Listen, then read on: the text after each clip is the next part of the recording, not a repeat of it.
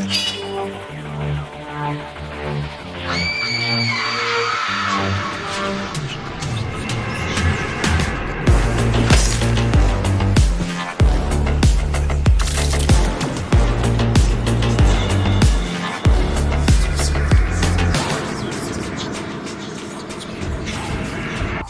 hello, what's up, everybody? Welcome to another episode of Fright Mic, or if you're new here, welcome. I'm Sam. I'm Liz. And we are rolling down the river of heavy metal horror.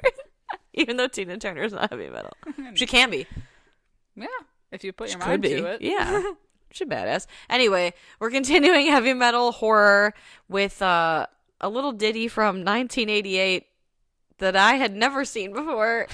Called Black Roses. Hell yeah. It is something. A time. I can already tell you're not vibing with this. I can just tell. Well, how do you know?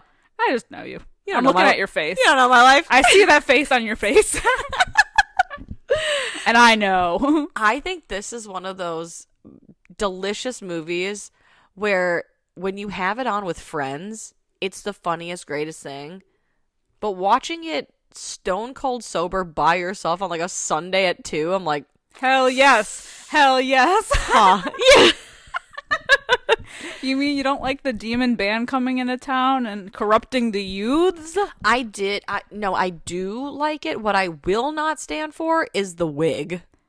What's with the wig? The big hair of it all? I was here for the scalping of the wig, though, at the end. Oh, yeah. They shed that shit real quick. Yeah, he de-drags real quick. Mm-hmm. Yeah, the amount of mullets in this movie would astound you. I didn't understand the importance and or significance of his clip-in extensions because... So when he comes out, right, he's got that, like, Rod Stewart kind of Fabio vibe. Yeah, it's, like, very feathered and it's longer. Like, it, like, kind of, like, touches his shoulder / collarbone. Yeah. And then when the teacher goes to visit, you know, when they're, like, setting up the auditorium, it's just, like, a very, like, cropped short hair. Yeah. But it's his good boy hair. But then he goes on later and he's got his extensions in. So I'm like, what is the truth, Ellen? Why are you wearing a wig on your wig? It's his good boy hair, and then he has to bust out his mullet. Yes. His bad boy. His mullet locks. I don't know. His mullet extensions. Because like, badass. I don't know. His Claire's clip-ins. Like, what? Oh, I still think that we should, the extension that we should bring back is the skunk hair. Oh, yes. From, I kind of want it back. I'm just saying it. I'm saying it right now. I'm just going to say it. What's stopping you? You could single-handedly revive that. I think I might. Mm-hmm. Or like I'll do it and everyone will be like, "Oh, she's in the past. Oh, honey. That poor girl." that poor girl. Yeah. I think it's a movement. Oh, I mean, this is still the Roaring 20s. The Roaring 20s. Yeah, we're roaring, all right. Yeah. We're doing something. We're hooting, hollering, screaming for help. Blazing inferno. Yeah, anything but roaring. Yeah. Surviving, not thriving, and barely doing that. Yeah. But this is like a whole metal exploitation movement. Yes. I love. Yes. I had to think about that for a second. I was like, what is that? Yeah, no, yes. It's satanic panic. Mm-hmm. Yeah, because it's like the same thing that was really happening in the 90s too, with everyone being like, the video games are making the youths murderers, and now it's the rock and roll that, you know, turning the teenagers against everyone. It's the devil's music. Yeah. It's not really. There's always been some period of time where, you know, there was always a negative influence somewhere. Of course. I say negative influence, you know, like, oh, it was a negative influence in someone's eyes. It can't just be people. Yeah. Fuck-ass people. Yeah, people are the worst. Yeah, it's true. It has to be, like, they have to blame something. And in this movie, it's the band. Of course. Except in this case, the band is actually evil. Well.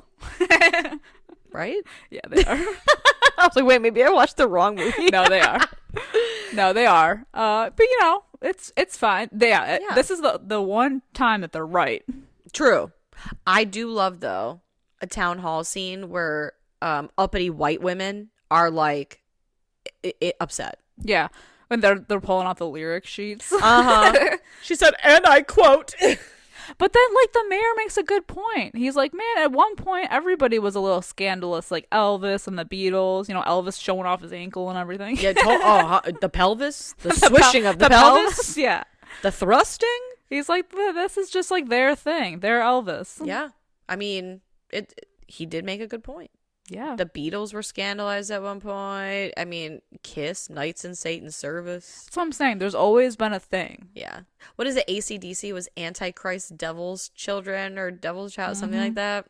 I love it. Some Illuminati shit. I mean, they were even. I mean, I won't even get into the Britney Spears of it all, but they even tried to like scandalize Britney Spears in the 90s. Yeah. Oh, when it was like when they were doing like the reverse records or whatever. Yep. Like playing things in reverse and how they're like, oh, it's us, you know. But if Little Nicky has proved anything to me, it's that you don't play heavy metal records backwards. You play Chicago backwards. And the devil speaks evil. through Chicago. The true evil.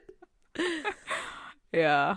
I don't know. Like, the soundtrack to this movie is pretty good, though. Yeah. It's pretty poppin'. Yeah. It's no Phantom of the Paradise. Oh, no. I mean, there's no comparison there. No. But yeah, I like that it opened with just a demon. It was like a Gwar show. Yeah. For sure. You know? And then, according to the very few facts that are on IMDb, that scene was filmed like after the movie wrapped. I feel like I got that vibe because they probably only put them in full makeup. Because like they put them in full makeup at the end of the movie.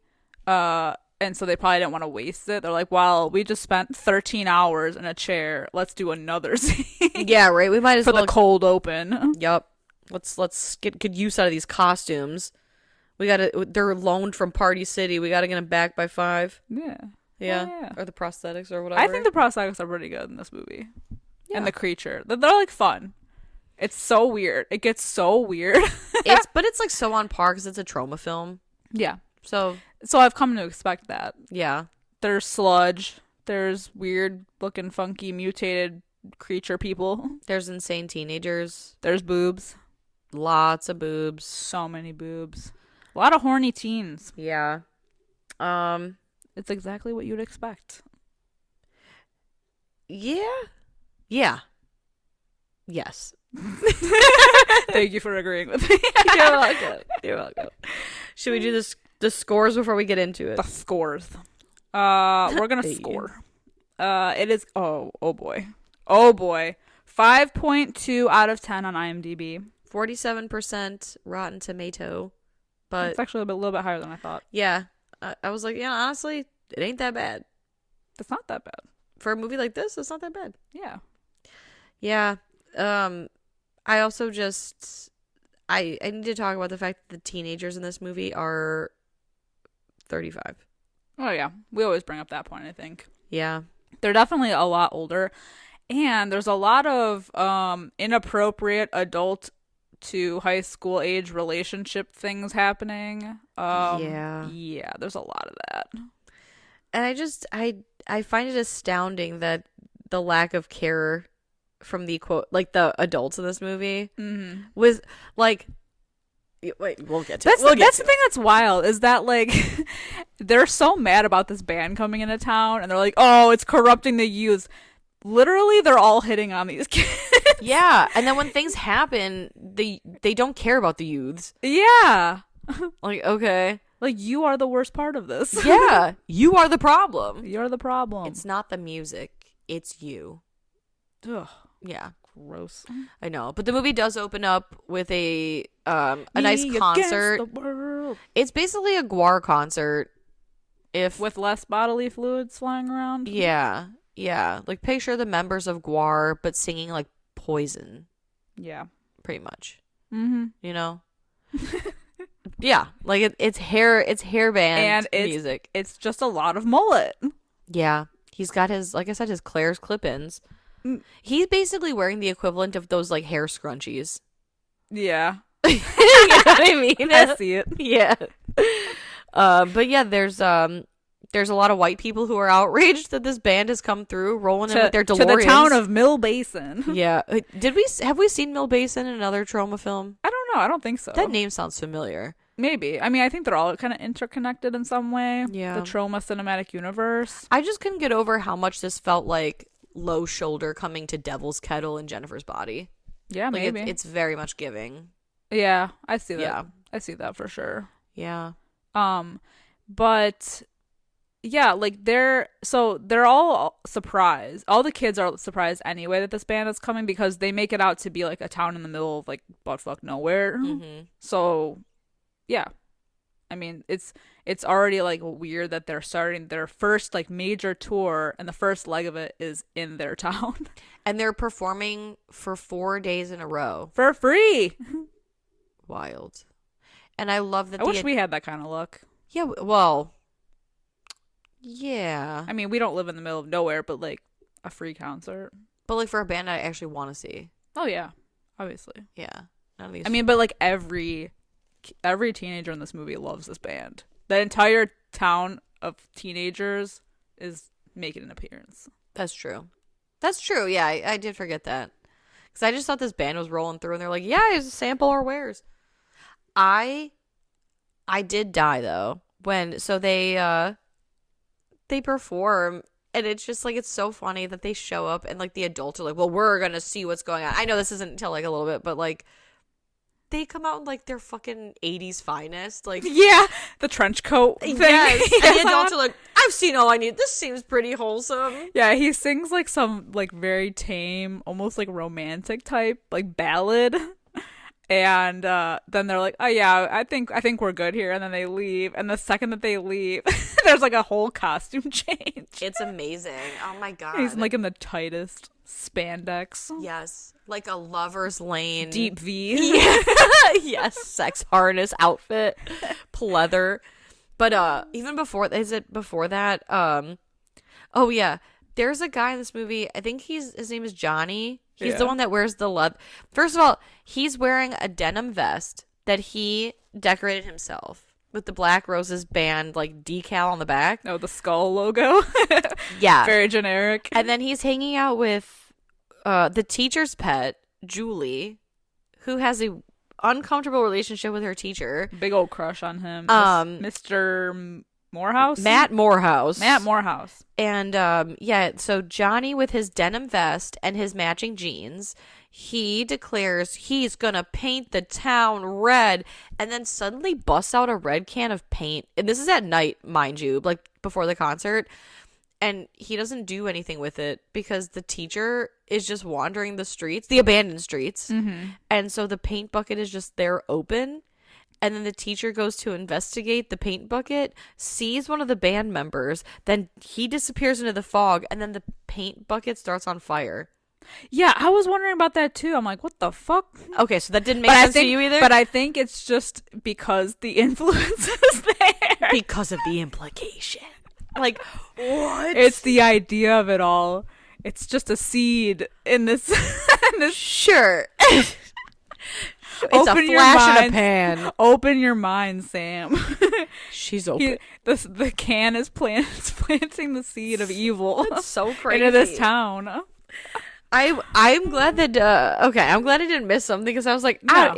I don't know what the hell's going on apparently. No, it's great. Okay, perfect. Yeah, no, I Lovely. love that. We're thriving. Yeah. We're going through it. Okay. Yeah, so I think it's like after that then like Black Roses, they perform and they're giving their best like I said, I don't know, it feels very like Rod Stewart, Yeah. Michael Bolton, you know, very feathered A hair, little rock ballad for you. white pleather, you know, jacket and pants. Hell yeah. The adults leave. Then it turns into Lover's Lane on Halloween. Yeah. And then the teenagers are sexed up and ready to go. Well, like the next day, because they keep showing them in their like English lit class, which is what Mr. Morehouse teaches. Because he's a teacher who cares about his students, he does damn it. care. And it's like throughout this movie, we cut to them like back in this classroom, and by this point, just on night one, they're like zombies. It's so weird. Like no one is saying anything because like in the beginning of the movie when they showed them in class, they were having like actual like conversation about their whatever they were learning. Weren't they talking about like Emerson or I don't know, they were talking about, like poetry, Walt Whitman? I don't know. Yeah, because they make a big stink about the fact that they're being like suppressed. Yeah, from the band coming and all that. I also think it's strange too that like I don't know. I guess before their second show, somewhere between teaching, I guess I don't know. We see Mr. Morehouse in class, and then we see suddenly that Matt Morehouse has wandered over to where the band is setting up. I think he's trying to get like see what the fuss is all about. But then like Julie shows up. He's doing recon. So then is he at the school? Is the show at the school? Where's the band performing? I think it is at the school because I think they mentioned something about the auditorium. Them using like the auditorium. That's so embarrassing. That they have to your be in concert uniform. venue is like your high school. Well, it's like the middle of nowhere. I know, but still. Well, that's the whole thing. I don't think they're just going from one town to the next to influence the youths. True, the youths of Doesn't America. matter what the venue is. It's the idea behind it all. It's the experience. But yeah, he goes to do some recon to see what the hell is going on with this band, and he's mulletless. Yeah, he's without the extensions. He doesn't have the extensions in, and he's like just chatting them up. He's like, yeah, he basically is like, you got game. Yeah, really. To the teacher because he's like, aren't you dating the mayor's daughter? But then he also says, what? Hold on, I wrote it down. Ass. I wrote it down because I thought it was so strange because it doesn't come up. We didn't even mention the fact that the lead singer's name is Damien. Oh, yeah. Not suspicious at all. Damien, he says that he's known Matthew's soul for a long time. I literally wrote in my notes, like, what the fuck? What the fuck are you talking about? Yeah. Because it really doesn't ever come up again. It's not like, I've been tracking you. It's just, okay. Thanks. Oh, so you're a fan. Right. So what I'm getting is you're a fan of mine? I don't know. And, yeah, I don't know. Then there's a hot guy at school. His name's Tony. Muscle Tank Tony. Is that what his name is? I couldn't remember if it was Tony or it was Vinny, but I think Vinny is the other guy. Yeah, I think Vinny's the other guy. I get the kids mixed up because it's like they have like what Janie and Julia and Johnny, and I'm like, Jesus Christ. Yeah, to be honest, I wrote down like 3 of their names because ultimately it doesn't matter. Yeah. But like I just wrote down Tony's name because he's hot. He wears like a gray muscle tank. Hell yeah. And he like gets in a fight at school, and then like later at home he's lifting weights and he has an earring, which upsets his dad. Yeah. Even though his dad's a piece of shit too. Yeah, but he gets his comeuppance. Oh my god, this is the best scene. Tell me about it. It's the best scene in the movie. Let's talk about it. So he's playing so Tony's working out. He's got the Black Roses record spinning, and the dad's like, turn that shit off and like do it, go away. And so the dad's sitting there. All of a sudden, the record starts up again, and it's bubbling. It's like coming alive. And he's like, what the fuck is this? Next thing you know, this fucking creature comes out of the speaker. And it looks like a lizard / dinosaur / centipede alien thing. Yeah. Like a face crawler. I don't know, but it's like crawling his way over to the dad. Fucking eats his face and drags him into the speakerphone. Truly Sick, incredible. nasty man. Truly incredible stuff. I said, And then now it this burps. is cinema. And then it burps. Yeah. And we never see him again. Thank God. Yeah, so many of the adults in this town get murdered, and then at the end, they're like, oh no, tell me what happened to my dad. Come on, please. Yeah. Yeah. It doesn't matter. They're not good people. No. So this is also concert night number 2, and everybody's finally like dressed, Yeah, Like they're not in their normal attire; they're in their like heavy metal attire. Still in human form though. Still not in in their human demon form. Yeah, But the teenagers suddenly turn into demons in the audience. yeah. They look like dummies. Yeah, it's not great. Enjoy the podcast, like what you hear, and you want to hear more? Well, you're in luck. We have a Patreon. That's right. If you don't know, We talk about new movies on our Patreon. We do monthly rewinds so that way you can find out what we are watching between our main episodes. Sometimes we craft spooky cocktails to match our theme of the month, and watch parties galore. So much fun over there. Head over to patreon.com/Fright Mic podcast to check that out. Again, if you want to hang out with us a little bit more, then support us over on patreon.com/Fright Mic podcast. And we'll love you forever. Okay, bye. Meanwhile, while this concert's happening, Matt, the teacher, decides that no one's going to touch his students but him. And so he goes, for whatever reason, he decides to go to, I think it's the mayor's house. Yeah. Where Priscilla, who he's not dating from the tension, she answers the door in her robe. Mind you, this is what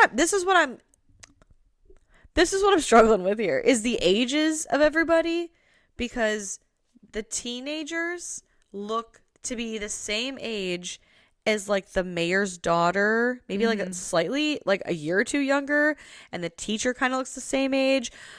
How much older is the teacher supposed to be than the teenagers? And then this woman, the mayor's daughter, who also looks to be of a mysterious age but still is living at home with her old dad, the mayor, and she's like doing magazine cutout decoupage. What, I don't know. You know, when he comes to the house, this is just like The Burning, or like Sleepaway Camp. Yeah, we had issues. Yeah, it was Sleepaway Camp. We had issues figuring out who was a camp counselor and who was a camper because everybody looked the same age.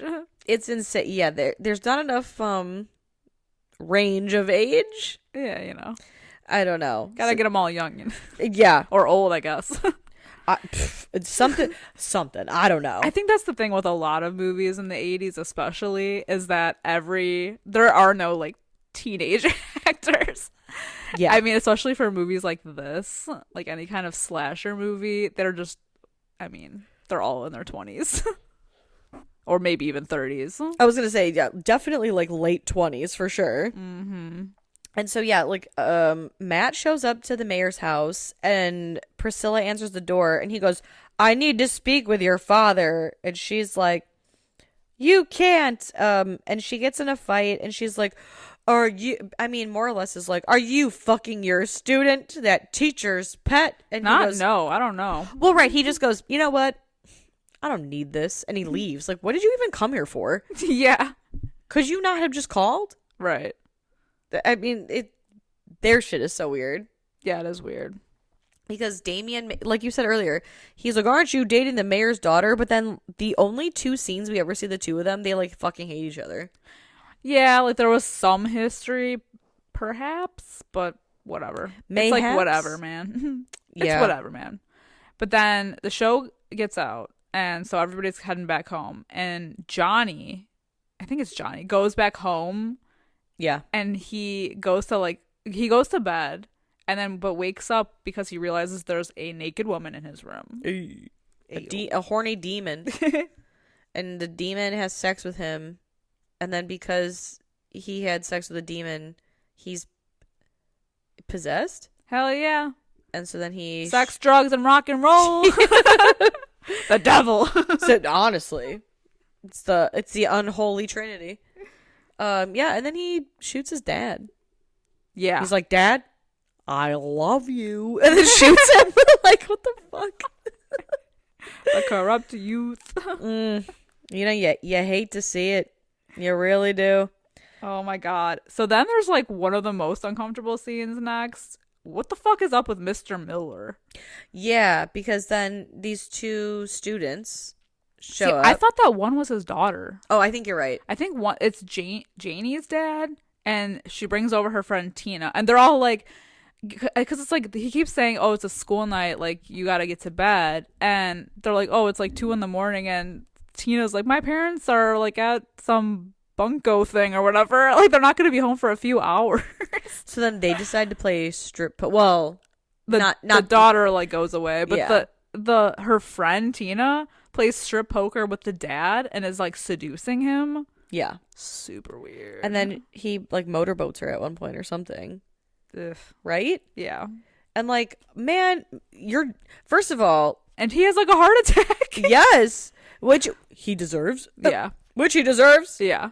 Because he's motorboating a teenager, an underage teenager / student that his daughter is friends with. Yup. What? Wild. Wild stuff. Well, his daughter's in the house, in the other room. But she was acting a little weird too before she left. See, I thought they were all possessed at this point. I think they are. Because I think of, they're the music. I think they're like definitely getting there. I mean, Yeah. obviously, like they're influenced to do these like horrible things. Yeah. Music makes the demons come together. Mm-hmm. Yup. Sorry, guys, I'm yawning. Not because of this movie, but because I'm old. And then is it Vinny who hits his mom with the car? Or no, it's Tony. Yeah, Tony see that I'm mixing them up now. Tony, yeah, his mom is like Hot-ass bringing the Tony. trash out or something. She's like, "What did I tell you about driving that piece of shit?" And then, Just fucking rolls her over with the car. yeah, he says, "Shut up." So he shuts her ass up. And then there's like a whole, like, Matt's gonna investigate by spending his evening in the library scene, and he has 10 books on the occult. It doesn't go very far. No, because he falls asleep. But No. Julie shows up before he passes out. Yeah. And it's like, first of all, I love that Julie shows up and she's like, "Hey, Mr. Teacher Man." And then like Johnny in his matching denim vest and jeans is just hanging out. Yeah. What was he doing? Like, what are you doing? Yeah, and I mean it gets to the point where he's in class like the next day and all the kids are now like basically all possessed. I mean, they're all wearing like their, leather, blah blah blah. And he goes to, because now they're like revolting against him because they're like, "We need to worship Damien, blah blah blah." And he goes to the mayor's house and he's like, they're controlling their minds. It's so bizarre. The mind fuckery at play here. It's so bizarre. Oh my god, it's so good. And then But then Janie, she goes to talk to the principal because he's like, it's like a grief counseling meeting because he's like, "I'm so sorry to hear about your father. He had the heart attack and everything." And she pushes the principal out the window in like such a cringy moment of dialogue because she's like, "You know what? It just makes me want to like stand by the window and scream. Can I?" And he's like, "Sure." But then he goes over there and he's like, "I really think it'd be beneficial if you did that." And then she pushes him out the window, which he then goes like, "Ah," and then falls into a truck bed. And I don't know if he dies or not, but she goes, "Fun, scream. Get out of here. Get out of here." Yeah. Boo. Not great. Not Who wrote great. that? Boo. Yeah. Boo. She thought that was a serve. But then night number 3. Oh, baby. Night number 3, and Damien's up there preaching on the stage this time. It's interesting. And I clocked this shit. A minute long boob scene. For no reason. For no reason. And it's like a beheaded. It's got no head. It's just a shot. Basically, we're looking at like a mirror. Yeah. And you don't see anyone's head. And it's basically from like the crotch to the clavicle is the shot of just naked boobs. Naked caressing and poking and pulling. Yeah. At whatever. Fondling. Yeah. For a minute. A full minute. And then like I think it's a little over a minute. It's so what like because what? Boobs. They had a boob quota to fill? Ugh. I don't know about all and that. then the madness is even worse when who is the one that seduces their stepdad? The one girl. That's Julie. Yeah, Julie. Oh yeah, that's right. Because I think I wrote down Janie.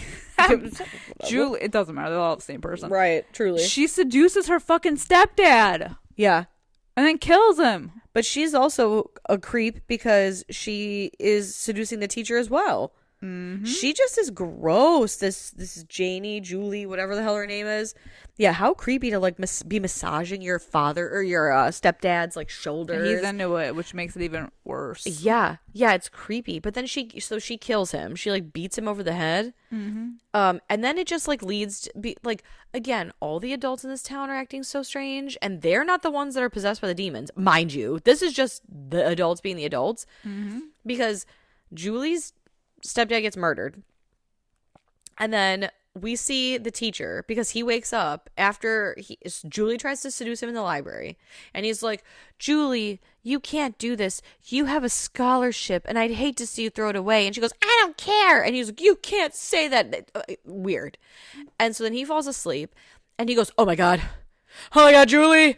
And for some reason, she's the only one that he gives a fuck about. Yeah. And he runs to her house because he knows where his student lives. Yeah. Creepy. He knows where everybody lives. Her mom opens the door, and she seems to be in some weird state of like shock and or sadness, and she goes, something happened to my husband, and I think he was killed. And he's like, do you know where Julie is? And she's like, I don't know. I don't know. You noticed your husband was murdered, but you've just now realized that your daughter's missing? Yeah. And you don't seem upset. And you also don't seem creeped out that on top of all this, your daughter's adult male teacher is at your house looking for her. Inquiring. Yes. And she's like, I don't know. Bring her back. She's too busy killing Priscilla. Yes. With that throat slash. She was like hiding in her back seat. So weird. Like for no reason though. For no reason. Well, I guess because, they had their thing. Yeah, because her man. Because then the teacher goes back to his house, receives a knock on the door, and guess who it is? 'Tis Julie. And she goes, guess what I've been up to? I've been killing your little plaything, Priscilla. Now nothing's standing in our way. And then she seduces him, and he fucking smacks the shit out of her. Okay, but not like yes and no, because she's like, oh, now nothing's standing in our way. And she goes to kiss him, and he goes, no, stop. Yeah. Oh, please. And then she kisses him anyway, which he doesn't shove her off immediately. And then he's like, please. And then she takes her shirt off, and then she goes down to like, yeah, he takes a minute. Yeah. He takes a minute. It takes all of his strength to be like, no, we mustn't, before he like slaps her. But it's still like the pushback, like, no, please stop. I couldn't possibly. Get out of here. Get out of here. It's so and then I'm also confused because then she turns into a demon that he beats with a tennis racket. And then I think it looks like he kills her because he goes, oh my God. Yeah. But then she shows up later. And then she's alive. He he probably knocked her out enough. I don't know. Interesting. Yeah, I think he just knocked her out. I just think it's funny. And but he freaked out because demon head. I think, yeah, you know what? He should have tried it. I think it's funny that of all the weapons in his house. I meant like just demon head, not demon head. I mean, why not both? I think he was already primed, so. Yeah, Ray is ready to go. Yeah, I think it's quite interesting that of all the weapons that he has in his house, a tennis racket. Well, okay, so that was so funny. What's also crazy is like, so all of these murders have happened and this is like the day of the like last night of the concert, but they still have the concert go on for night number 4. Like there's a killer amongst the people, but they still have the show go on. No one is concerned. No one's concerned at all. And it's fine. Suddenly the adults are nowhere. Yeah, nowhere to be found. The ones who are alive, I guess. No one is concerned. The concert goes on as planned. The teacher, who he fucking knows what's up. Somehow he does get in contact with the mayor. Yeah. Because he goes, Priscilla's dead. My Pris is dead. And Matt could not be bothered. He does not care. He says, anyway. He goes to the gas station and gets that gas tank, goes to the venue and dumps gasoline all over the stage. Yeah. And then when Damien shows up and he's like, I mean, I don't remember what he says exactly, but something along the lines of like, can't stop this. And then he throws his wig off. Yes, he scalps himself. He de-wigs. It was all a lie. The wig was a lie. The wig was a lie. He had the Nicole Kidman wig special, the Party City wig. Snatched it off his head, and then the band turns full demon when the stage is set on fire, which I think breaks some sort of spell that was on the teenagers. Hell yeah. Because then all of a sudden they're all running out of the auditorium, including Julie, who is not dead. Yeah. And she's very much attached to the teacher. And again, when the authorities, like the fire trucks that are there somehow already, when they see that the teacher and the student are like coming out together, no one says anything. I love how, and I think he even says, like, get all the kids to safety, fuck the building, let it burn. I just think it's creepy too. And he's like, they're my kids. Yeah, and you're trying to fuck one of them, so. Maybe a couple weird. of them. Even but that. all the adults are trying to fuck them all. Yeah. Because there's something's going and on. It's the heavy metal that yeah, there's something in the water. Yeah, but it's the heavy metal that's the bad thing. I don't know, man. I think you got bigger problems to worry about. Blame it on the music. Sure.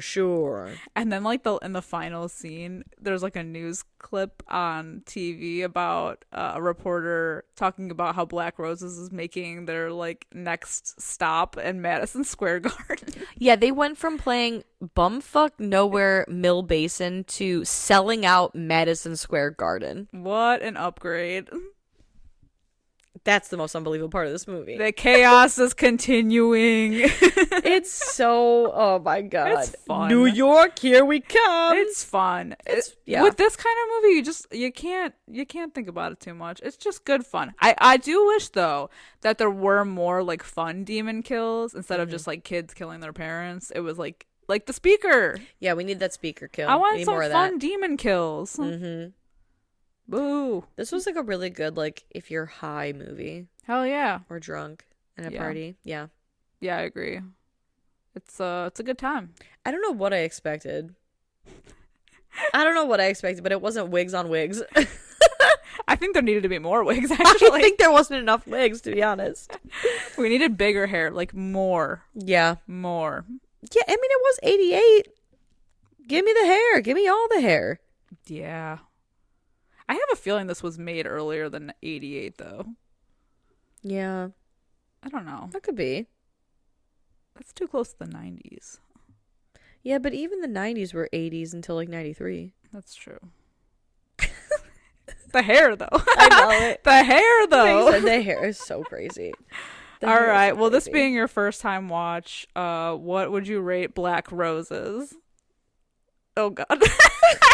You're showing teeth. No. I am going to give Black Roses a hearty, and I feel generous and fair, 2 out of 5. 2 out of 5. Yeah. You know what? Like I said, it's like a great film to watch if you are high. Oh yeah. And or drunk and or at a party where you like friends can laugh at it. Yeah. But I'm going to tell you I'm not. Yes, you will. Yes, you will. Goddamn. It's not for me. I'm bringing it to your next party.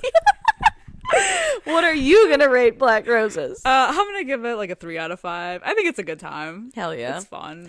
You told me to watch this movie like ages ago. I know, because it's fun. Mm-hmm. I thought you would vibe with it because because when we covered Toxic Avenger, I wasn't expecting you to love Toxic Avenger so much. Yeah. I don't know why. I just wasn't. So I thought like, okay. I forgot this was a trauma movie, but like I'm like, I don't know, this is like kind of kooky like that too. I think it's got a lot to do with the adults being weird into the teenagers. Yeah, and there's like, a lot of that going on. Yeah. They could have done a lot less with that and a lot more like creative kills for sure. I wish so bad that there were more like demon kills, creative kills. If it was, I think it would have rocked it a little bit more, yeah. 10 out of 10, instead baby. of this teacher just running around being like, where's that student that fucking I'm everybody. Certainly not yeah, like, God. Yeah. Anyway, let us know what you guys think of Black Roses from 1988. Have you seen this little rock and roll gem? Let us know over on Discord. We are hanging out over there. As always, we are also on all social medias. If you guys don't follow us, you can find us at Fright Mic Podcast. If you have a couple minutes and you would feel so inclined to leave a nice little 5-star review, a nice little comment, anything helps and makes us feel good. And until next time, I'm Sam. I'm Liz. Rest in peace.